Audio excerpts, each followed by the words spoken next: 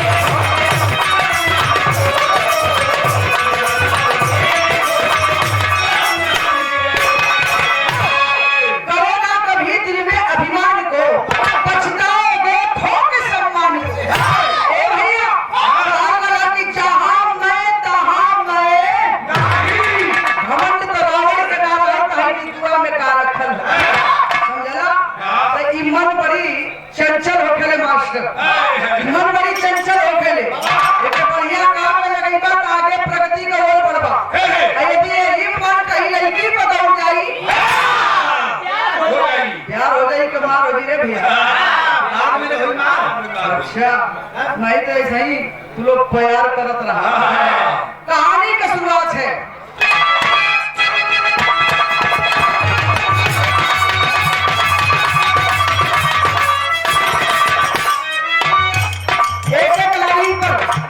एक एक बात पर आप लोग गौर कीजिएगा।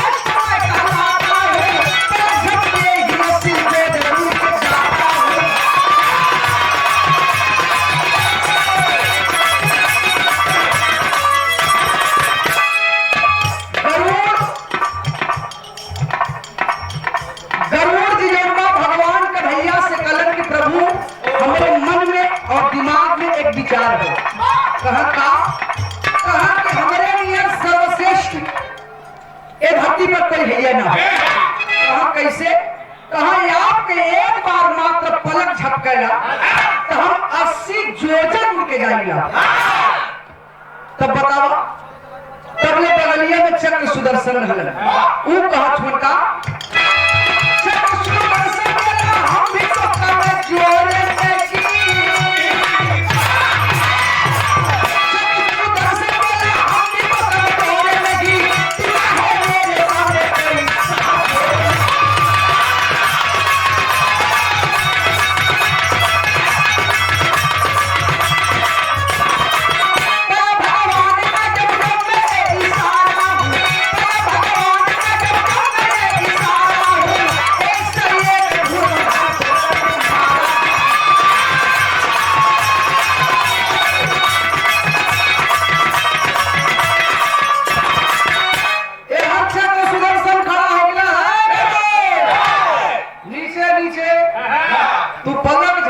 झपकाया तो 80 जोजन उड़ेला।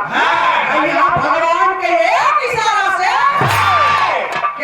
कितनों से कितनों वीर रहे, अगर हम पलक झपकते जो गर्दन काटीला।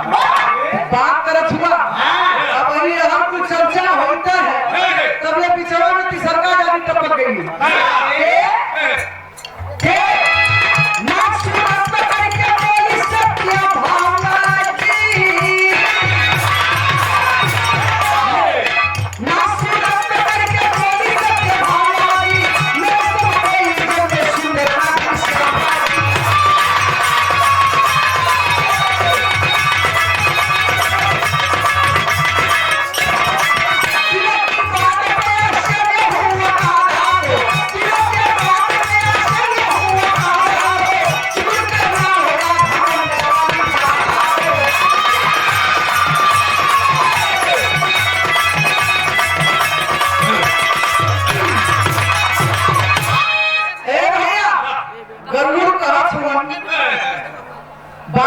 समझना, यदि कहानी न समझना तो हमारा गाँव सब बेकार है।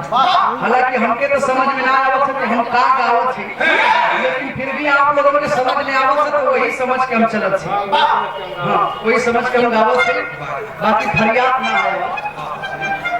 भैया गरुड़ कहा कि हमारे नियर में उनका कोई उड़ा वाला धरती पर ना हो। जब सुदर्शन कहा कि सुना हो सुना, हमारे नियर कोई गर्दन काटा वाला धरती पर ना हो।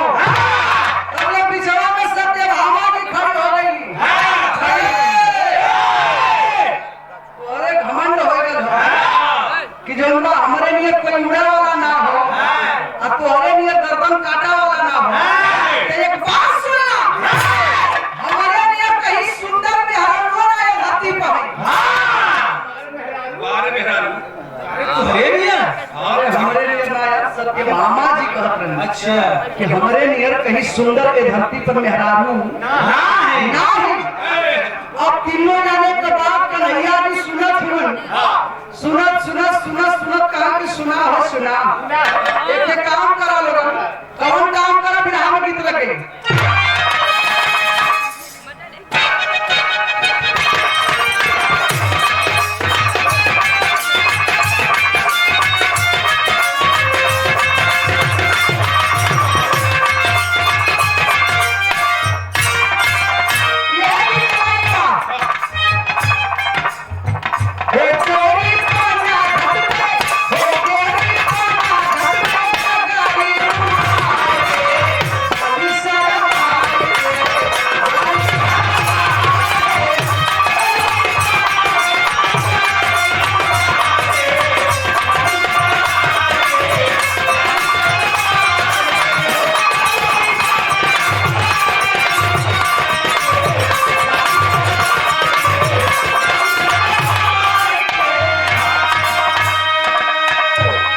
से बन जाए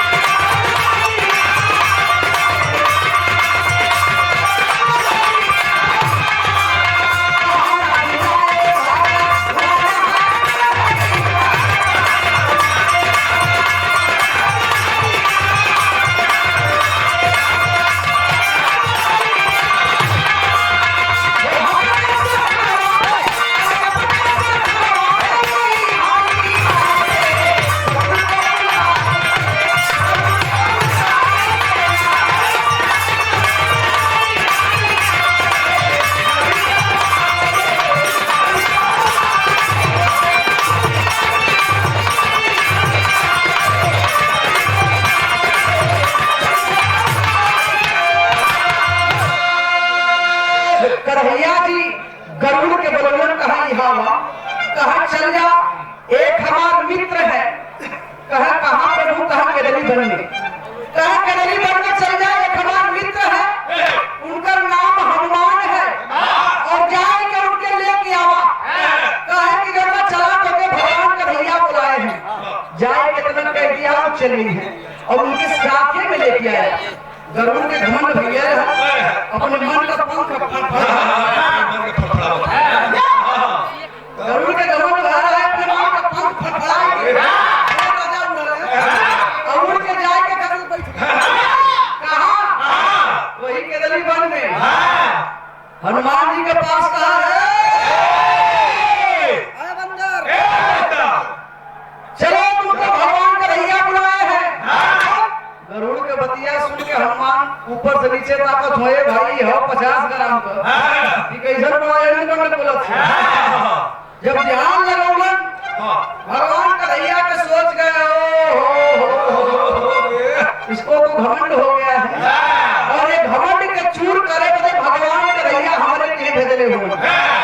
तब वो समय भाई का विवाह में डरी लगी मास्टर।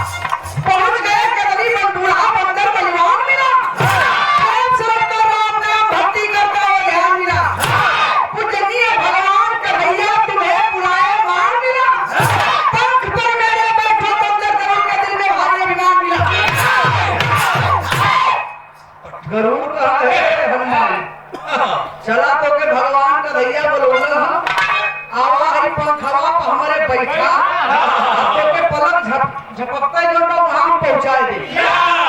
हनुमान ध्यान लगौला कहा इनके तो घमंड हो गए है का करे चाहिए। हनुमान कहे गरुड़ से एक बात विराह में गीत लग गए।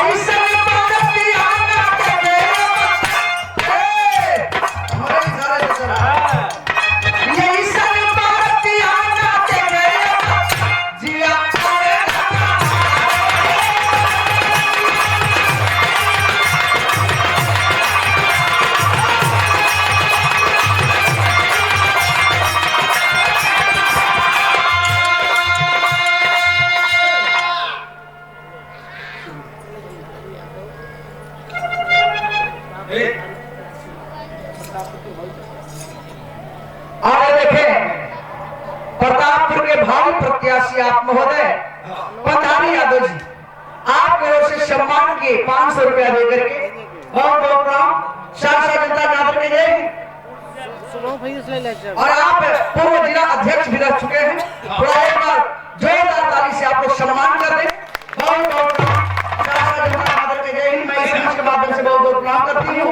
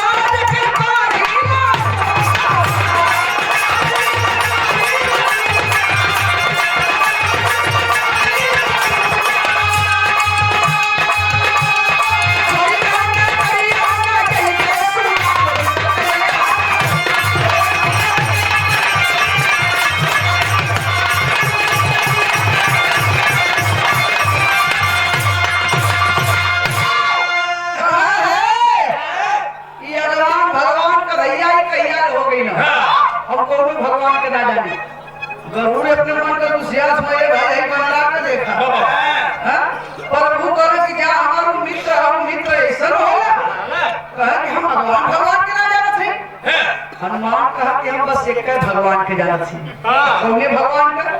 जेकर का हम दिन रात बैठ के पूजा करीला, राम राम जपीला। सिर्फ राम का जन्म हम भक्त हैं और राम के हम भगवान जाना थी और राम के हम परम भक्त हैं। ई कन्हैया कहिया के भगवान हो गई ना भगवान लगा भागे से भाग के मारा के चतरा ही गई। गरुड़ कहे भाई कैसन रे ई कैसन कह रे कि तू बुढ़ौती में इतना कतराए होगा राजा हम का भाई कौन खमा करिया मारा भी एक काम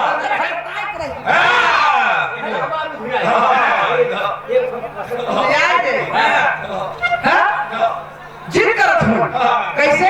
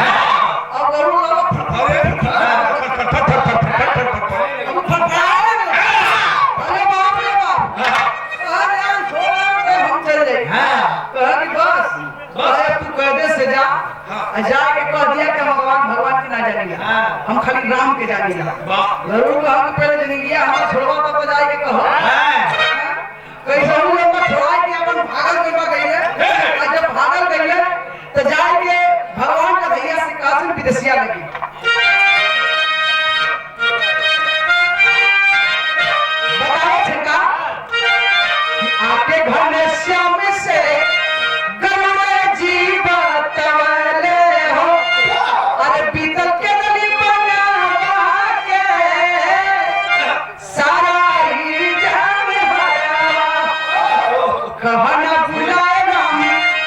कहे कि गैला तो खेला लेकिन आएगा कहा कि अरे प्रभु जान बचकर कैसे हो चलेगी कहा कि सुना समझाओ झुनका कि धीरज बधा के दोबारा भेजे लगल श्याम कहे कर्म जीवन अभी की छोड़ी ना बनना कहा ना बुलाएगा मैं द्वारिका नगरिया में सुन के आदेश कुछ बोली ना जो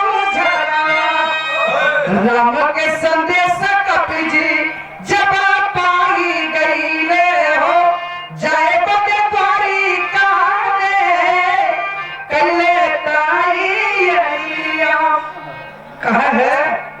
कह जा फिर दोबारा जा गरुड़ जी के समझावत छुन कन्हैया जी कि जा फिर दोबारा जाए कि कहिया कि चला भाई चला तो द्वारिका में रामाय बुलावत छुन तो वो तो के कुछ करी है ना कहा कि जाई प्रभु कहा हां हां एकदम जा अच्छा तो जब गरुड़ गई ना आ जाए के अब तो रही खड़ा हुई अब दूरे खड़ा हूँ पोजीशन में ताकत हो तो मूड कैसा लिया हनुमान ने कहा कहाँ आवाज है आवाज कैसा कैसा रहा दूरे खड़ा हुआ तो ठीक है फिर से संदेश लेके आ रही फिर से संदेश लेके आ हुआ बजरे आवाज कहा कि ठीक है चला भाई तो के राम द्वारका नगरी में बुलाओ सुनो अच्छा तो जरूरी समय इतनी बात हनुमान सुने कहा कि ठीक है जब भगवान राम द्वारका नगरी में बुलाओ तुम तब तू चला हम आवत है फिर खाया पैठा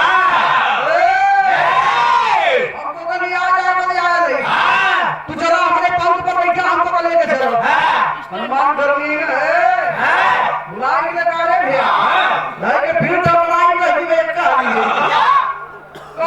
ना चला हमारे संगे कहा कि सुना हमारे 80 जोजन के बगीचा हो ओके देख रेख कई के तब उससे पहले पहुंचो कहा ठेका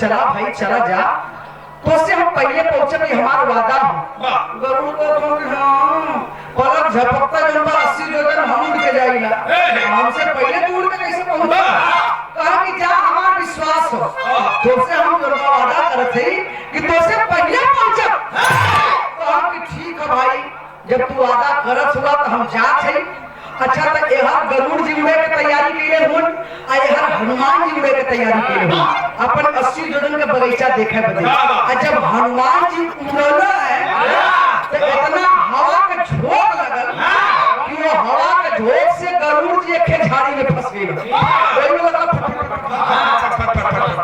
कोई वाला फड़फड़ाए समझला भैर का बिना में आधा कर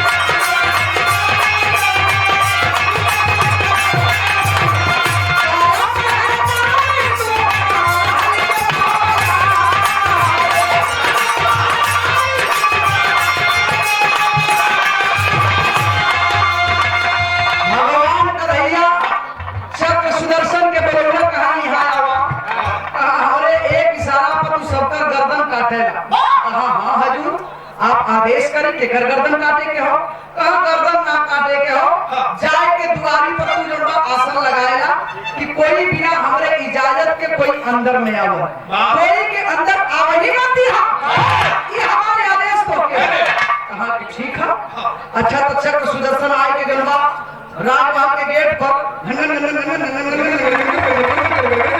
अपन पहरेदारी करत हूं तब तक हनुमान वहीं पहुंचे आज जब हनुमान पहुंचे कहा कि भैया अपन हनुमान हो लइले भाई हनुमान का आदेश हो, प्रभु का आदेश हो, हमारे भगवान राम के आदेश हो कि जितना जल्दी हो आओ द्वारका नगरी में। अब घर भरैया जात हूँ जब सुदर्शन नंदन करत हूँ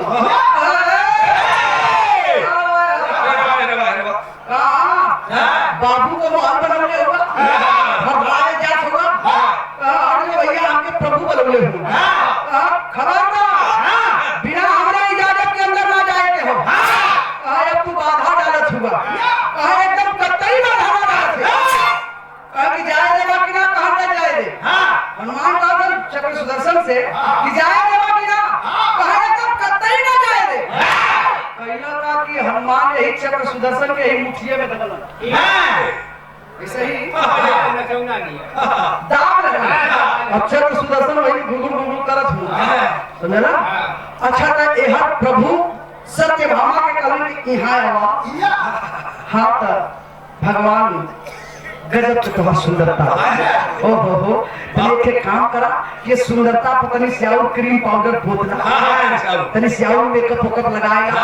कहाँ काहे प्रभु, कहाँ हमार मित्र आने वाला हूँ भाई, देखी है तो कहीं है कि जनबा दिखा इनकर धर्म पत्नी कैसे रहेगी। कहाँ कि एक मिनट में प्रभु अभी आवत है अपन गईनी अपन सोरो सिंगार बतिसो या बरन कई के एकदम मां साल के तना तनी आए कि जनबा भगवान कन्हैया के जनबा बगल में बैठ गई। कहा हाँ अब ठीक लगा, अब जचत हो, अब जचत हो। यही दसाई में तो बात उड़ गई, जसही में ना, वही दसही में तो जिया ना माना। ठीक है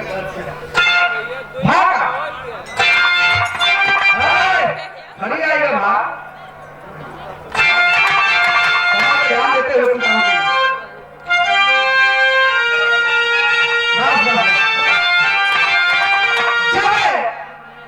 हनुमान पहुंचे, भगवान कन्हैया के देखलन, दिल में गलानी भयल, दुख भयल। दुख जब भयल एक बात कलन, का कलन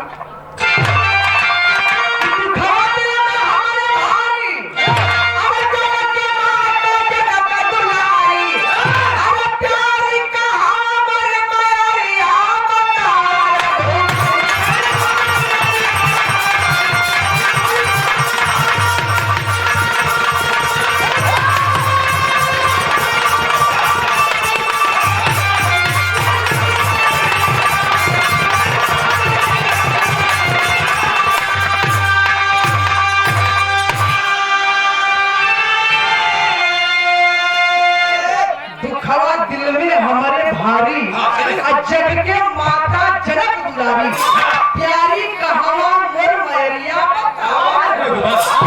ये देखें। हनुमान जब देखलन कन्हैया के रूप में भगवान राम बैठल हुए, उनके नजर आवत छे, लेकिन बगल में जो बैठल है सत्यभामा जी, जब उनके देखलन तो कहा कि प्रभु दिल में दुख होता है।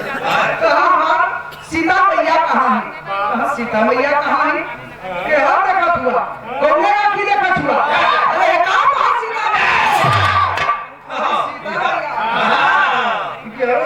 ना हो मतलब तो बताओ झुमका जग में जोड़ी राम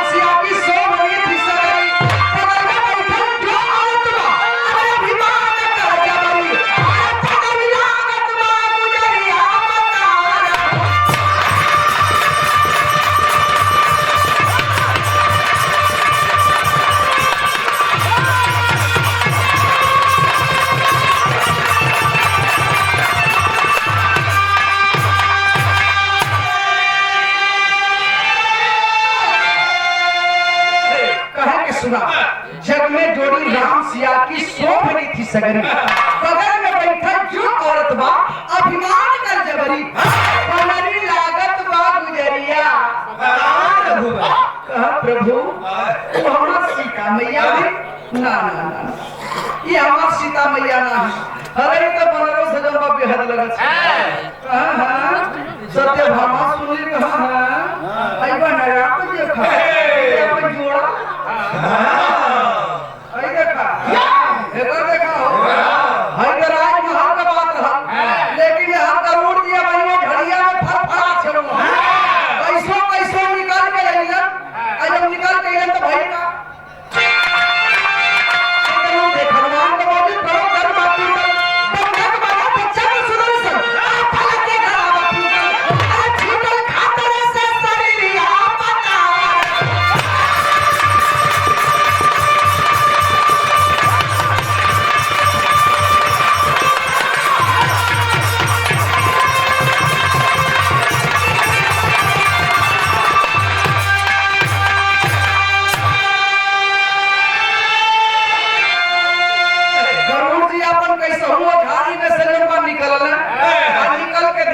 के द्वारका नगरी में पहुंचलन जाए के देखो का हो कि हनुमान जी पहले ही हाजिर हो बोल अरे इतना जल्दी आएगी ना का हो करूं कैसन भैया हमारा सिर लगा बगीचा को वहीं देखा लगा का कि ना प्रभु हम झड़िया में फंस गए जाए बता तू झाड़ी में फंस गई ना और यहाँ चक्र सुदर्शन के भाई हनुमान यही मुठिया में बंद कैले हो वो अपने मन का फड़फड़ात हो भगवान इशारा कैलन के रे बेचारा के छोड़ दे तो देखिए पर तोड़ दे अच्छा तो छोड़ देलन जब छोड़लन तो सत्यभामा जी और गरुड़ चक्र सुदर्शन तीनों जाने के घमंड टूटल भाई का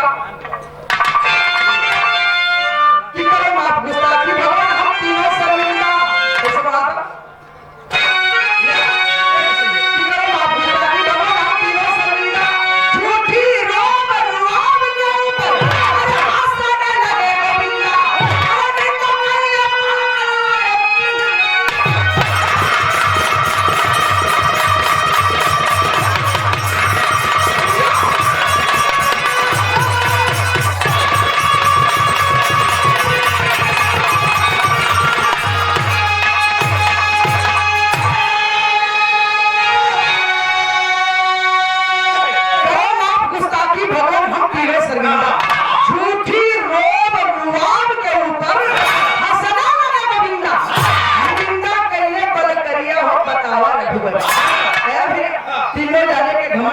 चूर है सोच गए कि ना ये हमसे जन्मा बलवान हमसे उड़े वाला हनुमान अभी यही धरती पर मौजूद है और हम सत्यभामा भी जन्मा जान गए कि हमसे भी सुंदर जन्मा सीता जी रहे भय कांति भाव है